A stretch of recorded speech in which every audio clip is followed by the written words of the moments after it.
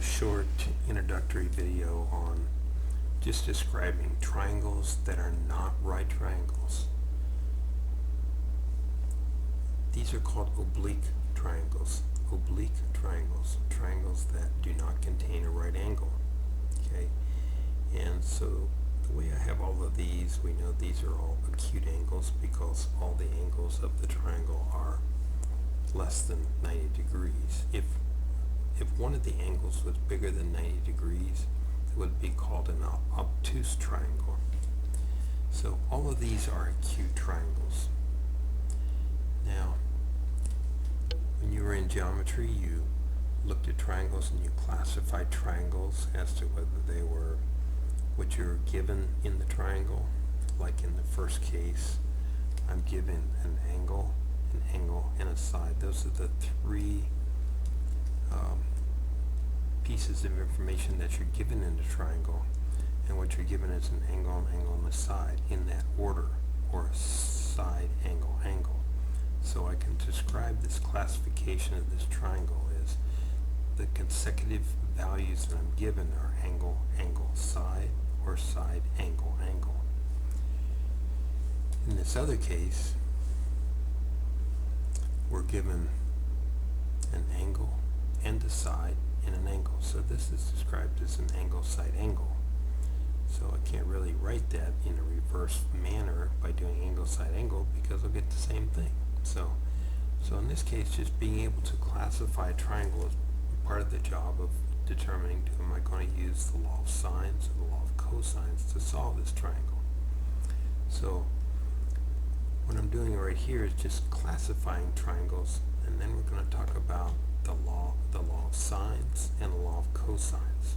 So looking at this classification again, being able to do this, looking at the consecutive values that I'm given, angle, angle, side, side, angle, angle. This other classification would be, I'm given an angle and a side and an angle. And over here, when you're in geometry, this is the one that everybody had the giggles about, because in this case we're given a side, and an angle. But what if I reverse it, angle, side, side? That would be the old ass triangle. And in 10th grade or whatever grade you were in, everybody said, he said ass, okay? I do want you to be aware of, because this is a classification that we've got to be really aware of, and we're going to talk about that separately at another time. So all of these top three triangles are solved by means of the law of sines. Down here, these other two triangles, this is a side angle side, side angle side, side angle side. This is solved by means of law of cosines, and side, side, side is going to be solved by means of the law of cosine. So a lot of us sometimes wonder, do I have to memorize all these different classifications? The only thing we really need to be aware of is the ass triangle when it comes to the law of sines. And the only other thing is, if it's a side angle side or a side side side, I'm going to solve by means of the law of cosines. So, and then I'd probably say every other type of triangle is going to be solved by the law of sines. So the only thing I'd probably think about memorizing, is it a side angle side or is it a side side side? If it's one of those, we're going to use the law of cosines. If it's not, you will use the law of sines.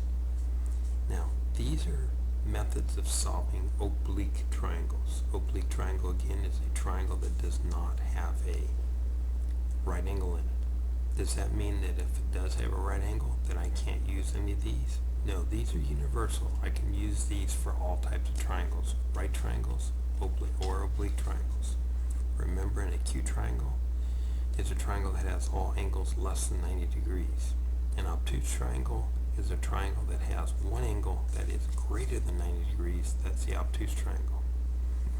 So those are the things we got to be aware of. Now, these are the formulas. Law of sines, A over sine of A, B over sine of B, and C over sine of C. Could I also write that as sine A over little a, sine B over little b, sine C over little c? Yes, you could. And these are for those classifications of AAS, angle side angle, side angle, okay? And law of cosines. These appear to be more complicated, but they're not all that complicated. But these apply to side, angle, side, and side, side, side. Side, angle, side, side, side, side.